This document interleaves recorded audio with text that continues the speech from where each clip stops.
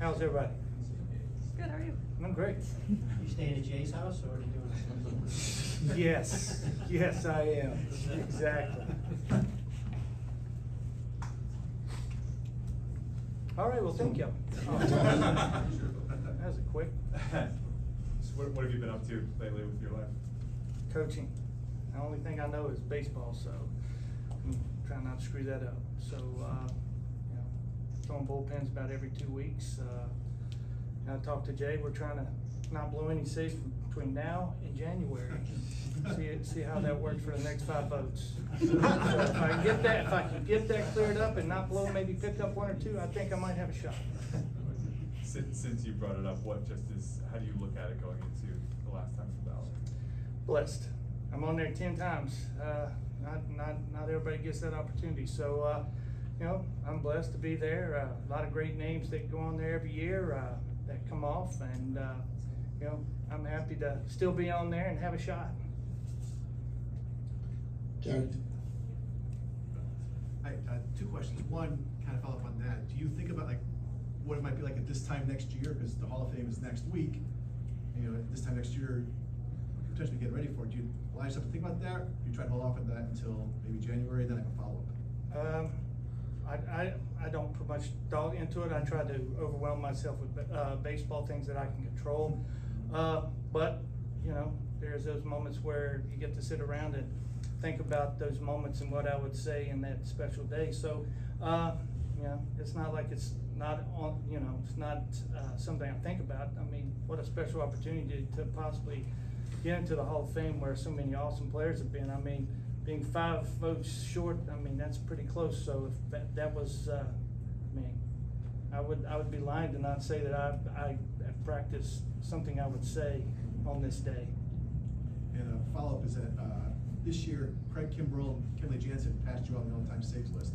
Do you think if you get in, that could help their chances way down the road? And for other modern closers who might get close to your total? Well, I think they're special.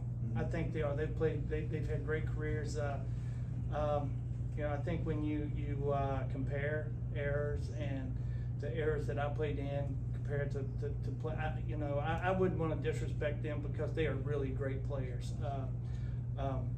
Very, you know, I think they're Hall of Fame players.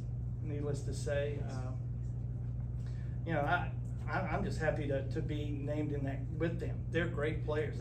You know, when I've watched some of these guys up close and seeing how successful they are, you know, I'm not surprised. I'm not surprised how they've been successful, especially Craig. I mean, I am biased. I mean, that guy is, you know, he's special to me just by how he's went about his business and been so good for so long.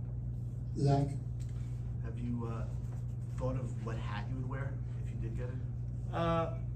Yes and no. I have thought about it a little bit, but I don't know where that leads. I don't know much about that process, to be honest with you. You know, my kids do.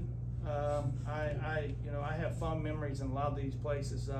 You know, I've talked to Jay when I was coming in, how I made my debut against the Mets, and I thought I would never in a million years ever play here. Couldn't stand it. Couldn't deal with this crowd. And then to be able to come here and to be welcomed in New York and really enjoy the atmosphere and to have grown from that, I look forward to coming up here for, you know, as an alumni. And so, you know, I don't know if I'd make that decision. I mean, I know that I really don't know what even has to incur about that. I think I have to go in as Astro if I have to go in, or I can say I don't have to go in as anybody, but I don't know. I haven't got that far. I'm waiting on 5 votes. I'll make that decision then. Billy, you said you were coaching. Where are you coaching? I coach at the Miller School down in Virginia, high school, kind of a prep, you know, travel ball, and then do a little work with my alma mater at Ferrum. We just moved to Division II, so trying to help my high school or my college roommate Eric Owens, who played in the big leagues, start that program up. Is it hard not to? It's your last year. You were so close. Is it hard not to think about? You know, obviously it's several months away from the vote, but is it hard not to think about it? Well, it is on these days. Yeah, I pretty much keep myself full with baseball and things that I can control. There is those moments like today that it's very humbling to not to think about it, because everybody goes, well, shoot, you're 5 votes away. Nobody's ever not got it. Well, there's always that first. And my life tells me that I haven't had it hadn't just been a short thing when I've walked in anywhere. So, you know what, I just take it as it comes. Blessed to be here, blessed to have this opportunity. I'm so thankful that J&M invited me up to be a part of this alumni, and I've enjoyed every moment. Howie? Billy, as hard as you threw, did you consider yourself having used max effort with every pitch the way it's described today? Were you aware of spin rates, and did any of that stuff influence how you pitched? And just what are your general thoughts on the information now as opposed to when you pitched? Thank God we didn't have that much information, because to be honest with you, I think it was, I wasn't a rocket scientist to begin with, and now to go out there and sit there and try to overanalyze myself to how hard I had to throw and stuff like that. But one thing I will say that I was conscious of is I knew where my bad zones were with my fastball, and I knew where the good zones were, and if I didn't make it, I was backing up third base. So you back up third base enough, you figure out what spin rate is and where all these things have to go. I think I know I'm old school, but today's technology has dumbed it up, and when we were playing, we didn't have those numbers: launch angle, spin rate, exit velos, those things. We didn't know that home run was still going to be a home run, no matter if you hit it 80 or if you hit 110. And if you threw a good fastball at 85 or 105, if it was in the right spot, you were going to be successful. Now, I remember you used to say, especially if you were having success against a specific hitter with your sliding, you'd say very simply, they keep swinging at it, I'm going to keep throwing it. Today's philosophy might dictate something different. Can you see yourself in a combative situation with what they preach today if your mindset was that this is going to work for me regardless of what that says? Yeah, success tells you all you want to do. I mean, if I'm being successful with this pitch, I'm not going to change this pitch. It's all location to me. Today's kids have a lot more information they have to deal with, to me, I don't know if kids know what their best pitch is. I don't know if they know what I'm attacking that hitter, because when we would go in and deal with our meetings, we had what we call the inside edge, and so they would tell you their strengths and errors and vice versa. And so, many a time I walked in and somebody was a good fastball hitter, and so you made a decision. What was I going to throw? I can't go throw my second best, because that's not what I have to live with that. So I think today the talent is off the charts. I think pitchers and position players are just tremendous athletes that have so much information that some of the things that sometimes might get left off is the competition. How do I compete? I don't have to throw all 4 of my pitches. Everybody throws hard, but now you have to throw in a shoebox. My sons are hitters, and I constantly ask why they're not hitting 400.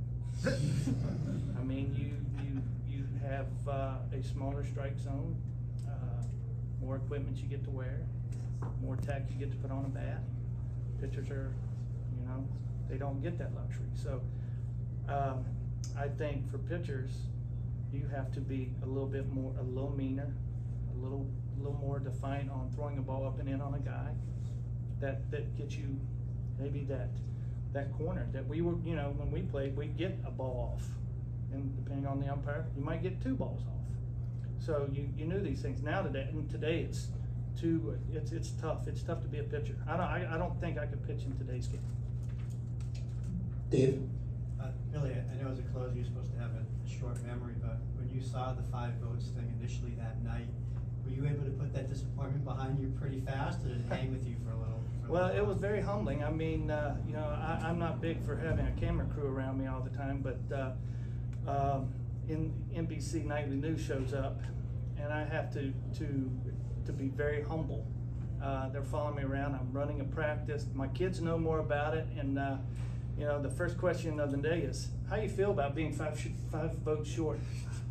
You know, it was tough. It was, you know, it's hard to sit there and see that. I mean, I'm not here to say I should be a Hall of Famer. But it is one of those things to sit there and you get humbled very quick. And I can't get any more saves. I can't lower my ERA. I can't get any more strikeouts. So I have to really just, you know, teach the kids to be humble, and sometimes that sucks. Tim? You mentioned when you made your debut here, thinking you would never play here. What makes closing here different than maybe some of the other markets you played in? You guys. I mean, it does. I mean, and it's not in a bad way. I'm not saying a bad way. Let's put it this way. Mariano is over there. Billy Wagner's over here. Billy Wagner punches out 3 on 13 pitches. Mariano gets 2 ground balls and a pop-up. What story's getting in? That was different. That was different. You could be successful, but you couldn't be that successful. And you had to learn how to deal with that and just move on, because, you know, I thought Mariano was the greatest pitcher I've ever seen. So I really wasn't offended by it. But I mean, but it was that how, when you play and you have 2 great teams, how to deal with that. How do you learn? And I wasn't always great with answering the questions the way they probably should have been answered, because I'm not polished. I wasn't polished. I'm not today. But it was one of those things when you know, I don't like comparing. I didn't think it was a big thing, and so, you know, you're a different animal when you're a player compared to being 53 and sitting here. It's a little bit easier to look back and And then when you think about playing at Shea Stadium, what memory comes to mind about playing there? Well, I tell you, nothing better than the Jets going over your head. I mean, yeah, you know, I know I'm a traditionalist. I love the dirt. I love that old traditional. I loved, you know, thinking about the '69 Mets. I liked thinking about Nolan Ryan being on the mound and some of the great players that played before me. I'm a traditionalist like that. When I played in I thought about them, but when, you know, I think somebody said it best during the Old Timers game. It was, and I think Emily we were talking about, it was how we fanned on other players. Doc Good, you know, Crane Pool, those guys. Because if you're a traditionalist and you love the game, that's what you're thinking about when you're watching these games. You're thinking about that. I mean, I'm getting pictures with these guys because they were my heroes. And so, you know, it's fun to have some guys come up to me and say, "Hey, old man, can you take a picture with me?" So, you know, the lure, what, you know, New York means to a lot of people and has grown to mean to me and my family is special. And so I love coming back. Tony? As you do reflect on the Hall of Fame thing and those 5 votes, to what extent, if at all, have you ever second guessed maybe not playing a little longer when it seemed like you had some gas left in the tank? Oh, I did have gas left. My kids still say I'm pretty good at 45 feet. That's not the reason to play. The reason I stopped was my kids. I wanted to be there and coach them and be a part of their life. If I don't make the Hall of Fame because I went and played with my kids, it's not the real Hall of Fame. I was plenty good number-wise, but you know, I didn't go to play. I had other responsibilities. Laura? As a competitor, how did you balance the way that the game has the ability to humble you while also knowing that you're the guy in the 9th inning and have to have that confidence to I had a lot of good friends. They helped me. No, that's a great question, because that's something that keeps coming up. Short-term memory is hard. It's hard because you read it, and you know, one of the greatest things that I really enjoyed and I pass on when I played here was I lived out in Connecticut, and you know, I'd go out I'd have a bad game, go out to the grocery store. The guy behind the deli wasn't afraid to tell me how bad I sucked. You know, so humility is easy. It was easy to deal with, because when you did well, you were there to go, "Hey man, great job." And so you just learn how to, you know, it's never personal. Once you learn that it's not personal, you get past a lot of this stuff. And so, you know, and that's what I've tried to pass on down to a lot of kids that I coach, that it's not personal, you know, even though it's a very tough sport, but humility is part of it. You learn it quick. And I know in the past you've said that you don't wait by the phone for the Hall of Fame call. Are you planning to change that at all this year? No, because I'm not good at that. I mean, you know, it's not that I don't respect that opportunity. It's just you don't get those 5 calls. That's tough. That's going to suck. Mike? typically, there's maybe no job in baseball that has changed or evolved more than the role of closer. I mean, for decades and decades, it didn't even exist, and then for a Right. stretch, you had guys who often called on to get 6 outs, 9 outs, whatever. Then we got into an era of, 1 inning pitchers, and then Yeah. kind of in an era now that 1 inning pitchers, but they can't work 3 days in a row. They don't want to. Teams don't want them pitching maybe make 60 appearances a season. Just what are your thoughts on how closers from different eras should be compared to each other? I would love to have Goose up here right now. I think Goose would be great to have him answer that. But, I think it's, we're talking, it's disrespectful to talk about other eras because it was different. Goose's era was special. You throw 3 innings, you get 3 days off, or, but you left it all out there in those 3.